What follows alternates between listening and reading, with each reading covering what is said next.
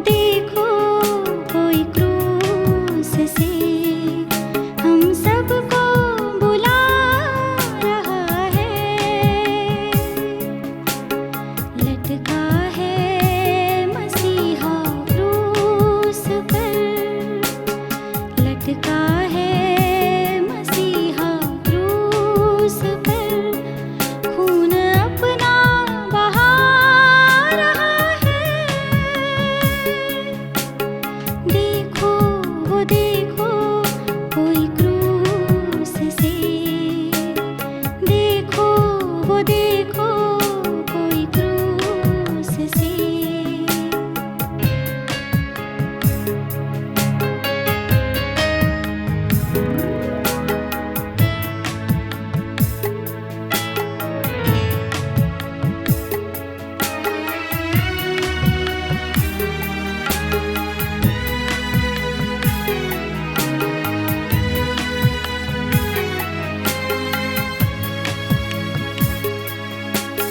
ताज कांटों का हमने पहनाया, क्रूस पर भी है हमने चढ़ाया। ताज कांटों का हमने पहनाया, क्रूस पर भी है हमने चढ़ाया। पाप हम सबका उसने उठाया, इसलिए वो दुनिया में आया। उसकी स्तुति करें, उसके गीत गाएं, उसको अपनाएं। देखो वो देखो कोई क्रूस से, देखो वो देखो कोई क्रूस से, हम सबको बुला रहा है।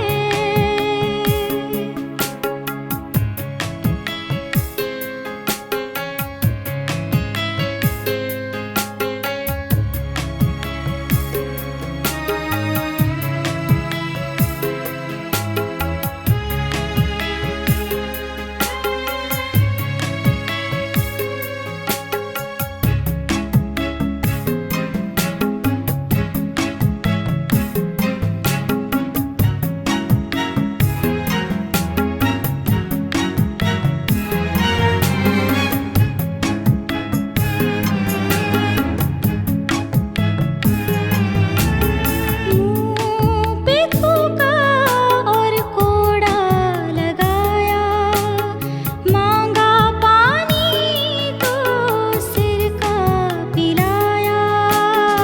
मुँह पे थूका और कोड़ा लगाया, मांगा पानी तो सिर का पिलाया। प्रभु यीशु मसीह के मधुर नाम में आप सबको जय मसीह की। यीशु के आश्चर्य कर्मों की इस श्रृंखला में आप सबका स्वागत है। हम बात कर रहे हैं यीशु मसीह के आश्चर्य कर्मों के बारे में और जानने की कोशिश कर रहे हैं कि यीशु मसीह के जो आश्चर्य कर्म हुए हैं या यीशु मसीह ने जो आश्चर्य कर्म किए हैं उनका हमारे जीवन में क्या स्थान होना चाहिए। अगर उन आश्चर्य कर्मों का हमारे जीवन में एक स्थान है तो सोचिए कि हम बहुत कुछ प्राप्त कर सकते हैं और प्रभु यीशु मसीह के आश्चर्य कर्म मेरे और आपके जीवन में भी होने पाते हैं। हाँ मेरे प्यारे भाइयों बहनों, इन आश्चर्य कर्मों के बारे में ध्यान से सुने। ये आश्चर्य कर्म भी हैं और इसमें संदेश भी है। ये दोनों काम करते हैं। आश्चर्य कर्म होना, यीशु मसीह पे विश्वास करना, संदेश होना कि हम उसे अपने जीवन में लागू कर सकें, ताकि ये दोनों चीजें मिलकर इस बात को प्रूफ कर सकें कि हम यीशु मसीह के हैं और यीशु मसीह हमारा है।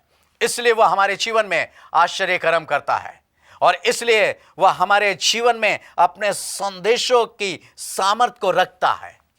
हाँ मेरे प्यारे भाइयों बहनों, भूले ना इन चीजों को, याद रखें। आज मैं आपको बताने जा रहा हूं एक और महान आश्चर्य कर्म के बारे में, और वो आश्चर्य कर्म है 10 कोड़ियों के विषय में। जी हाँ, 10 कोड़ियों के विषय में।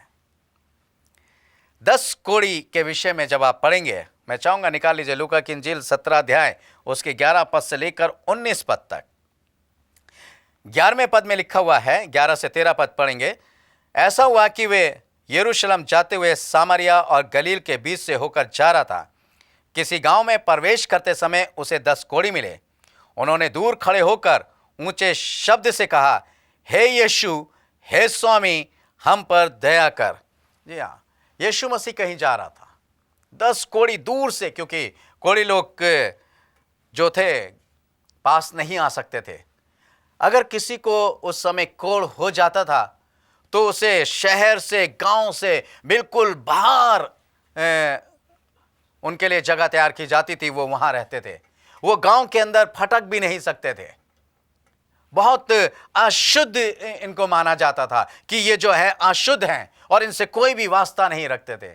आज तो आप देखते हैं कोढ़ी आपके अगल बगल से निकल जाते हैं, बाजारों में घूमते हैं, आप जिस सड़क से जा रहे हैं उस सड़कों पे घूमते फिरते नजर आएंगे। मगर पहले जो थी बहुत छुआछूत का जमाना था और इन लोगों को बिल्कुल गांव से बिल्कुल बाहर अलग ही रखा जाता था। और इनसे मनुष्यों का जो शुद्ध मनुष्य, जो सही मनुष्य हुआ करते थे, जिनको कोढ़ नहीं होता था, उनसे उनका कोई वास्ता नहीं हुआ करता था। उनको खाने को वो फेंक दिया उन्होंने तो वो खा लिया, उन्होंने उनको जैसे भी है वो खाने को दे दिया। ऐसे लोगों का जीवन जो था बहुत मुश्किल होता था उनको जीना। एक तो समाज से बहिष्कार किए जाते थे, बिल्कुल लोगों के बीच में से बिल्कुल निकाले जाते थे। फिर उनको खाने की भी बड़ी प्रॉब्लम होती थी कि कैसे किससे मांगे, क्योंकि जा नहीं सकते थे। बहुत परेशान थे। इनका जीना बहुत दूभर था। और ये 10 कोढ़ी जो थे ये एक साथ रहते थे, परेशान हालत में घूमते फिरते थे। इन्होंने भी सुना जब यीशु मसीह के बारे में, और जब इन्होंने देखा कि वो यीशु मसीह जा रहा है तो वो उसको पुकार कर कहने लगे, हे यीशु, हे स्वामी, हम पर दया कर। बड़े ऊंचे शब्द से पुकार कर। अब सोचिए 10 कोढ़ियां एक स्वर में पुकार रहे हैं। उनकी पुकार में वो दया है, दीनता है, निवेदन है, वो उसे पुकार रहे हैं। आपकी पुकार में भी यदि दीनता है, निवेदन है, दया है, तो परमेश्वर के पास तक आपकी पुकार जो है वो सुनी जाएगी। परमेश्वर आपकी दीनता से भरी पुकार को सुनेगा। आपकी जो परेशान आवाज है वो परमेश्वर जो है उस परेशान आवाज को सुनेगा, और परमेश्वर उस परेशान आवाज को सुनकर आपको उत्तर भी देगा, जवाब देगा। इसलिए आप जब परेशान होते हैं तो किसी भी मनुष्य की तरफ मत देखिए। आप जानते हैं यिर्मयाह 17 अध्याय उसके 5 पद में लिखा हुआ है, श्रापित है वो मनुष्य जो मनुष्य पे भरोसा करता है। जी, हम क्यों मनुष्य पे भरोसा करें? क्योंकि मनुष्य हमारे परेशानियों को समझ नहीं सकता है, हमारे परेशानियों को हल नहीं कर सकता है।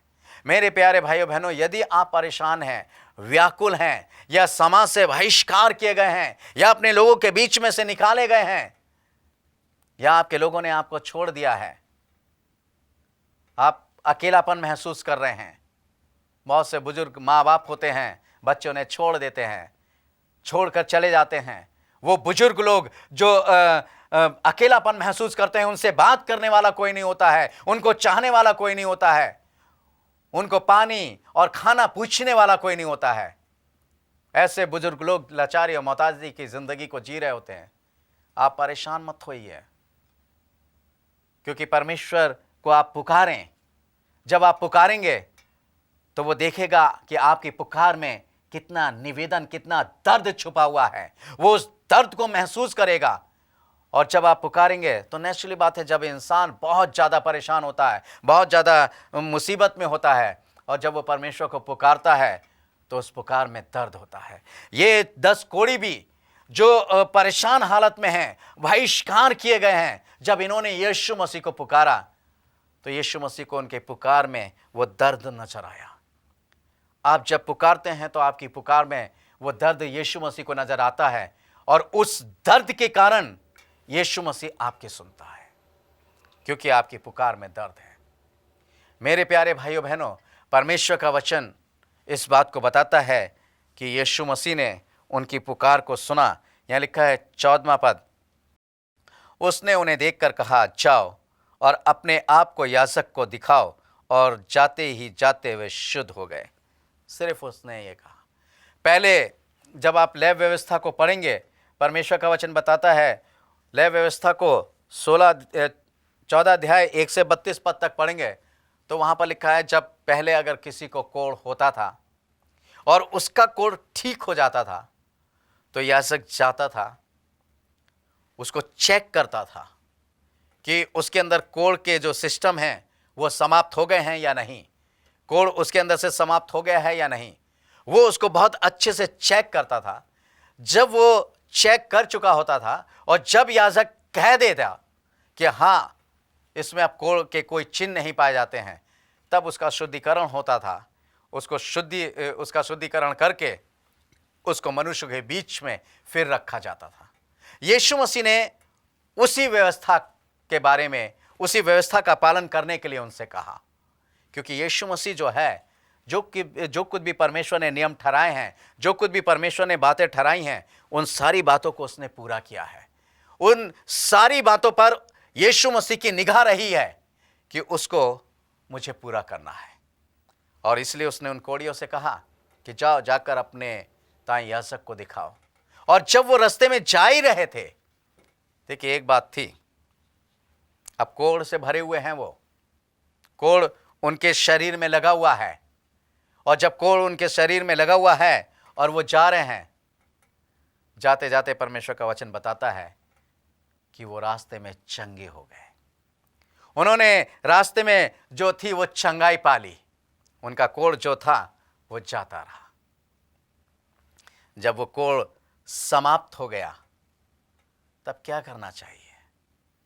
आइए देखते हैं। परमेश्वर का वचन कहता है 15वें पद में, तब उसमें से एक ये देखकर कि मैं चंगा हो गया हूं, ऊंचे शब्द से परमेश्वर की बढ़ाई करता हुआ लौटा और यीशु के पांव पर मुंह के बल गिरकर उसका धन्यवाद करने लगा, और वह सामरी था।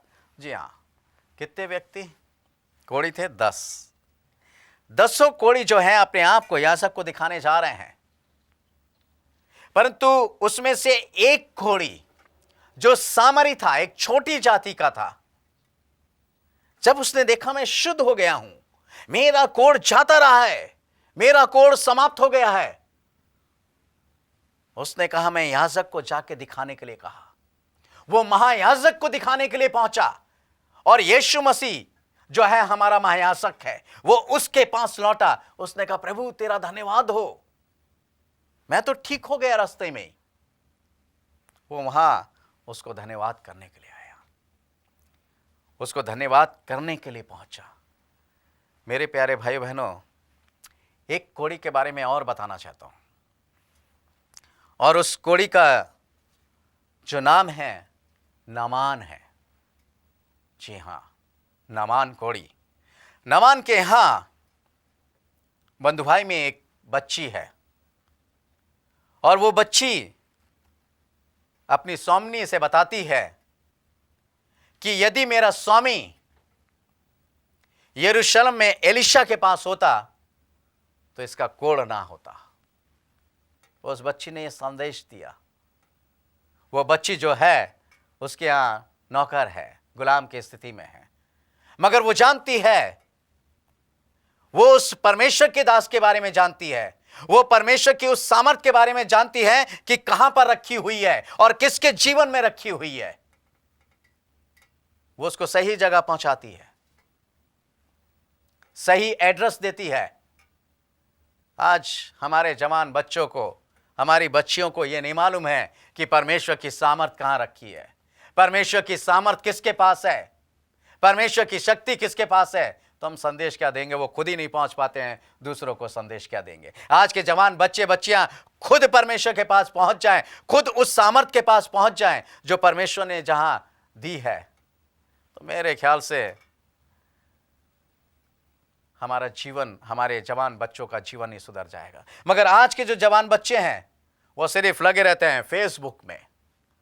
रात के 12 बज गए फेसबुक चल रहा है, 1 बज गए फेसबुक चल रहा है, दिन में है तो फेसबुक, इधर है तो फेसबुक। वो फ्रेंडशिप की लंबी लाइन लगी रहती है, मोबाइल हाथ में रहता है, कानों से वो लीड हटती नहीं है, इसमें खोए हुए हैं। तो वो परमेश्वर की सामर्थ को क्या पहचानेंगे? मगर ये छोटी सी बच्ची जानती है कि परमेश्वर की सामर्थ्य किस व्यक्ति के जीवन में कहां रखी है, इसलिए वो सही एड्रेस अपने स्वामी को बताती है और उसका स्वामी चाहता है उस बच्ची के कहने से। मगर वो बहुत सा धन लेकर जाता है, बहुत सा चांदी सोना ये वो सब कुछ लेके जाता है। वो ये दिखाना चाहता है कि मैं कुछ हूं, मैं यहां का सेनापति हूं और मेरे पास किसी चीज की कमी नहीं है। वो सामर्थ को खरीदना चाहता है, वो शक्ति को पैसे से तौलना चाहता है, वो परमेश्वर के उस आश्चर्य कर्मों को पैसे से खरीदना चाहता है। उसने सोचा कि किसी देश का बहुत बड़ा सेनापति आया है, एलीशा बाहर निकलेगा, झुककर उसे सलाम करेगा और उसके बारे में बहुत कुछ करेगा और उसके कोढ़ को चंगा करेगा। परंतु एलीशा ने ऐसा कुछ नहीं कहा। उसने कहा जाकर यरदन नदी में 7 बार डुबकी लगा ले। वो तिलमिला गया, वो गुस्से से भर गया। उसने कहा यही क्या बात हुई कि जाकर 7 बार यरदन नदी में मैं डुबकी लगा लूं? क्या मेरे यहां पवित्र नदियां नहीं है? क्या मेरे यहां पवित्र नदियां नहीं थी? मैं उसमें रोज नहाता हूं, मैं तब चंगा नहीं हुआ। उसके लोगों ने उसको समझाया कि यदि अगर वो तुझे कोई कठिन काम देता तो क्या तू नहीं करता? उसके दिमाग में, कमजोर दिमाग कहूंगा मैं, कम बुद्धि वाला कहूंगा, उसकी कम बुद्धि में जब ये सही बात बैठी, लोगों ने बैठाई, तब वो गया और 7 बार डुबकी लगाई। जैसे ही 7वीं बार उठकर आया तो परमेश्वर का वचन कहता है कि उसका शरीर जो है एक बालक के शरीर के समान हो गया, एक छोटे से बच्चे के समान हो गया। वो बहुत कुछ देना चाहता था, सोना चांदी देना चाहता था, मगर उसने नहीं लिया। मगर आप जानते हैं कि वो नामान का कोढ़ उठकर कहां चला गया? एलीशा का एक सेवक था गेजी, जी हां, वो भागा भागा गया कि मेरा प्रभु जो है 2 बोरे चांदी मंगवाता है। उसने चांदी दे दी। जब एलीशा ने पूछा तू कहां था? मैं यहीं तो था। हम भी कहते हैं ना कभी कदार, हमारे माँ बाप या हमारे बड़े लोग हमसे कहते हैं कहां थे भाई तुम? अरे यहीं तो था मैं। जी हाँ, गेची वाला उत्तर, यहीं तो था मैं। कहां गया? मैं तो कहीं नहीं गया था। अच्छा, कहां थे इतनी देर से? यहीं तो था, यहीं खड़ा था, पड़ोस में था। गेची वाला उत्तर। और एलीशा कहता है कि नामान का कोढ़ उठकर तुझे लग जाएगा। और परमेश्वर का वचन ये बताता है कि उसी घड़ी से गेजी जो था वो कोढ़ी हो गया और उसका पूरा वंश जो था कोढ़ी ही रहा, क्योंकि उसने परमेश्वर के दास को झूठा ठहराया और उससे आश्चर्य कर्म को जो नामान के जीवन में हुआ था उसको तुच्छ जाना और उसको पैसों से तोला। आज यीशु मसीह के किसी भी आश्चर्य कर्म को यदि हम पैसों से तोलें, यदि यीशु मसीह के आश्चर्य कर्मों को हम हल्के में लेंगे तो नामान के समान उसका कोढ़ हम पर लगेगा। मेरे प्यारे भाइयों बहनों, यहां पर ये जो 10 कोढ़ी हैं, इन 10 कोढ़ियों में से एक कोढ़ी यीशु मसीह के पास आया, उसने उसे धन्यवाद की भेंट चढ़ाई। हम भी जब परेशानी, मुसीबत और टेंशन में से निकल जाते हैं, वो प्रॉब्लम्स हमारे जीवन से दूर हो जाती हैं, तब क्या होता है? थोड़ी देर के लिए तो हम धन्यवाद दे देते हैं, मगर उसके बाद हमारा धन्यवाद नहीं होता है। बहुत से लोग तो धन्यवाद भी देना नहीं जानते हैं, भूल जाते हैं। आगे पढ़ूंगा कैसे। यहाँ लिखा हुआ है, परमेश्वर का वचन कहता है 17वें पद में, इस पर यीशु ने कहा, क्या 10 शुद्ध ना हुए? तो फिर वे 9 कहाँ हैं? क्या इस परदेशी को छोड़ कोई और ना निकला जो परमेश्वर की बड़ाई करता? तब उसने उससे कहा, उठकर चला जा, तेरे विश्वास ने तुझे चंगा किया है। उस सामरी से उसने पूछा, क्या 10 चंगे नहीं हुए? चंगाई तो 10 को मिली है, आश्चर्य कर्म तो सभी के जीवन में हुआ है। क्या आश्चर्य कर्म आपके जीवन में नहीं हुआ? फिर आप परमेश्वर के क्यों नहीं हो पाए? फिर परमेश्वर का धन्यवाद आपके जीवन से क्यों नहीं हो पाया? फिर परमेश्वर की गवाही आपके जीवन से क्यों नहीं होने पाई? आश्चर्य कर्म आपके जीवन में भी हुआ है। हर एक के जीवन में कोई ना कोई आश्चर्य कर्म होता जरूर है, और यीशु मसीह का आश्चर्य कर्म हर एक के जीवन में हुआ है। बहुत से लोगों के जीवन इस बात की गवाही है। बहुत से लोग गवाही देते हैं, बहुत से लोग परमेश्वर का धन्यवाद करते हैं, परंतु बहुत से लोग सोचते हैं कि यह तो इत्तेफाक है जो हमारे जीवन में ऐसा हो गया। कुछ भी इत्तेफाक नहीं होता। जो कुछ भी होता है वो परमेश्वर की इच्छा से होता है, क्योंकि सबोपदेशक 3 अध्याय उसके पहले पद में लिखा हुआ है कि सूर्य के नीचे और पृथ्वी के ऊपर हर एक चीज का समय होता है जो परमेश्वर ने निर्धारित किया है। आपके जीवन में वो कोई भी कार्य हो रहा है वो परमेश्वर के समय के अनुसार हो रहा है। मगर जो कुछ भी परमेश्वर से हमें मिलता है उस बात के लिए हम परमेश्वर के कितने धन्यवादी होते हैं, कितना धन्यवाद करते हैं। शुद्ध, जब तक हमारे विचार शुद्ध नहीं होंगे, हमारा जीवन शुद्ध नहीं होगा। यीशु मसीह ने हमारे पापों से हमें शुद्ध किया। पाप रूपी जो कोड़ था हमारे जीवन में लगा हुआ था, उससे उसने अपने लहू से धोकर हमें शुद्ध किया है। परंतु वो शुद्धता हमारी आज भी नहीं है। पाप का कोड़ आज भी हमारे जीवन में चमकता है, दिखाई देता है। याद रखें, अगर ये पाप का कोड़ समाप्त नहीं होगा तो यीशु मसीह आज एक सवाल करता है कि वो 9 कहां गए। सही बात है, आज ऐसे बहुत से सवाल यीशु मसीह करता है। सिर्फ ये एक ही सवाल नहीं है कि वो ये पूछता है इस सामरी व्यक्ति से कि वो 9 कहां गए हैं, बल्कि बहुत से ऐसे सवाल हैं जो वो पूछता है। आज कुछ 1-2 सवाल के बारे में मैं आपको बताना चाहूंगा कि परमेश्वर का वचन क्या सवाल पूछता है। मैं बताना चाहूंगा, उत्पत्ति और उसका 3 अध्याय उसके 9 पद में लिखा हुआ है, तब यहोवा परमेश्वर ने पुकार कर आदम से कहा कि तू कहां है। जी हां, परमेश्वर ने आदम को पुकारा और उससे कहा कि तू कहां है। जब वो पाप में झाड़ी के पीछे छुप गया था। मेरे प्यारे भाइयों बहनों, आज हम ऐसी स्थितियों में, ऐसी परिस्थितियों में खड़े हैं, ऐसे मोड़ पे खड़े हैं जहां हमारा जीवन नरकीय बना हुआ है, और यीशु मसीह पूछ रहा है तुम कहां हो, कहां खड़े हो तुम? हे मेरी बेटी, कहां जा रही हो तुम, कहां खड़ी हो तुम? ये तो नाश होने वाली जगह है, ये तो पाप में डूबने वाली जगह है, ये जीवन को बर्बाद करने वाली जगह है। तुम कहां हो? तुम इस बर्बाद करने वाली झाड़ी के पीछे क्यों खड़ी हो? तुम इस बर्बाद करने वाली झाड़ी के पीछे क्यों खड़े हो? इस पाप की झाड़ी के पीछे क्यों खड़े हो? इस बुराई की झाड़ी के पीछे क्यों खड़े हो? तू कहां है? आदम जब झाड़ी के पीछे छुपा था, उसने पूछा, है आदम तू कहां है? आज भी वो मेरे से और आपसे यही सवाल करता कि तू कहां है। वो कहता है कि वो 9 कहां गए? वो जो मेरे लोग थे यहां पर, जो बड़े विश्वास के साथ उन्होंने बपतिस्मा लिया था, बड़े विश्वास के साथ आए थे, वो कहां गए? कहां है वो? जिनके जीवन में आश्चर्य कर्म हुए थे, जिनके जीवन में परमेश्वर ने अपनी आशीषें उंडेली थी, वो कहां गए? वो आज ये पूछता है, इस सामरी व्यक्ति से पूछता है, वो 9 कहां गए? वो जानता है वो कहां गए। वो दुनिया के आनंद में खो गए, वो दुनिया के भोग विलास में खो गए, वो दुनिया के ऐशो आराम में चले गए, वो दुनियावी चीजों में चले गए। अगर मेरे प्यारे भाइयों बहनों, अगर इसी तरीके से हम खो जाते हैं तो यीशु मसीह पूछता है कि वो जो मेरा बेटा था वो कहां गया, जो मेरी बेटी थी वो कहां गया? और जब कोई जवाब नहीं मिलता है तो वह आदम की तरह वो स्वयं हमसे पूछता है, हे मेरे बेटे तू कहां है, हे मेरी बेटी तू कहां है?